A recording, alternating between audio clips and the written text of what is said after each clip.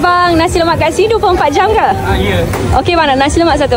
Macam kita ada timur. Okey. Nak okey, tu regular. Kalau regular harga berapa? RM4. RM4. Okey, nak telur mata? Mata. Tambah telur mata RM6. RM6. Nak sambal udang? Dan RM9.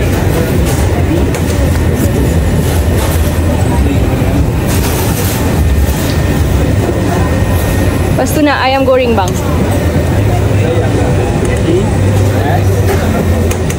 Ayam goreng Ayam goreng dengan rendang ada? Rendang apa? Rendang daging.